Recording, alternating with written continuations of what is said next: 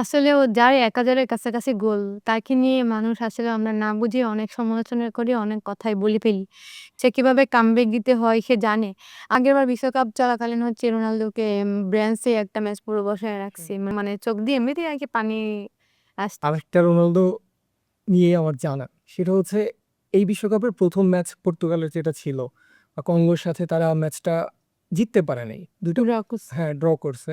ওই ম্যাচে রোনালদোর খেলা নিয়ে অনেক সমালোচনা হইছে। তার ভক্তদেরও অনেক কথা সহ্য করতে হইছে। আপনি জানেন আমাদের দেশের ফুটবল কালচারটা আসলেও আসলেও যার ১,০০০ এর কাছাকাছি গোল, তাকে নিয়ে মানুষ আসলে আমরা না বুঝে অনেক সমালোচনা করি, অনেক কথাই বলে ফেলি। কিন্তু সে তো হচ্ছে এক্সপেরিয়েন্স একজন মানুষ। সে কিভাবে কামব্যাক দিতে হয় সে জানে। আর এজ এ প্লেয়ার হিসেবে আমি বলব কি প্রত্যেকটা ম্যাচ যে আমি 100% দিয়ে খেলতে পারবো আর আমারই ফর্ম থাকবে, বিষয়টা কিন্তু এমন না। এমন হয় যে আমি আজকে ভালো খেলতে পারি, কালকে আমার সেরাটা দিয়ে আমি সেরা খেলোয়াড় হয়ে গেছি। সো প্লেয়ারদের এরকম ওঠানামা থাকে পারফরম্যান্স এর ক্ষেত্রে। সো সে হচ্ছে ১ম ম্যাচে হচ্ছে হয়তোবা পারফরম্যান্স ওরকম করতে পারে না, দেখাইতে পারেনি। ২য় ম্যাচে সে অবশ্যই কামব্যাক দিছে, দেখায় দিছে, ২ গোলও দিছে।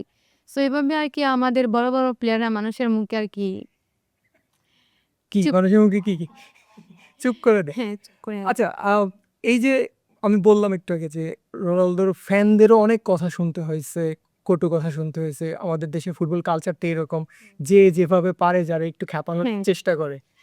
উপরে আপনার উঠলে নিচে নামানোর চেষ্টা করি এইটা বলেনি। ওইটাও হতে পারে। বাট আমি অ্যাজ এ ফ্যান বলছি। সে তো হুম। ব্যাপারটা হচ্ছে আপনি তো ফ্যান। কেউ খ্যাপাইছে ইন দ্য মিন টাইম আপনারে? যে হচ্ছে তোর খেপাইছে বলতে যখন আগেরবার বিশ্বকাপ চলাকালীন হচ্ছে রোনালদোকে ব্রান্সে একটা ম্যাচ পুরো বসায় রাখছি। মানে মাঠেই নামাই নাই। তখন আমার অনেক কষ্ট লাগছে। অনেক মানে চোখ দিয়ে এমনিতেই আরকি পানি আসছে। কারণ রোনালদোর জন্য। হ্যাঁ, রোনালদোর জন্য। মানে শুধু আমার না, আমার মনে হয় কোটি ভক্তের এরকম হইছে আরকি। যে মানুষটাকে এভাবে মানে মাঠের বাহিরে বসায় দেওয়া হইছে। আসলে ওই সময় তো এরকম ছিল না যে সে পারফরম্যান্স করতে পারতেছিল না। হয়তোবা কোচের ভালো মনে হয় নাই, যার কারণে তাকে এভাবে বসায় রাখছে। কিন্তু সেটা আমরা মানতে পারি নাই। আমাদের অনেক খারাপ লাগছে। আর তাহলে এই যে লাস্ট ম্যাচটা রোনালদো যে কামব্যাকটা দিল, সেলিব্রেট করলো। ইভেন রোনালদোর আরো একটা স্বভাব সুলভ দেখা যায় না। ফ্রি কিক তিনি অলওয়েজ নেন। কিন্তু ফ্রি কিকটাও তিনি নেননি। নুনো মেন্ডিসকে দিয়ে নিয়েছেন, ওই গোলটাও করেছেন। তো ওইখানেও বুদ্ধিমত্তার পরিচয় দিয়েছে। একটা সুপ্ত আশা নিয়ে তো বসছিলেন যে আজকে কামব্যাকটা দিবে, রাইট? আসলে আম সবসময় আমরা আশা নিয়ে থাকি। কিন্তু সবসময় আশা নিয়ে থাকাটাও কিন্তু মানে আমার মনে হয় না ভালো কিছু।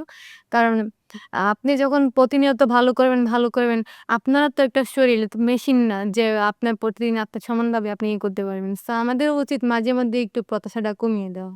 বাট আর ভরসা রাখা। রোনালদো যখন কামব্যাক দিছে কেমন লাগছে?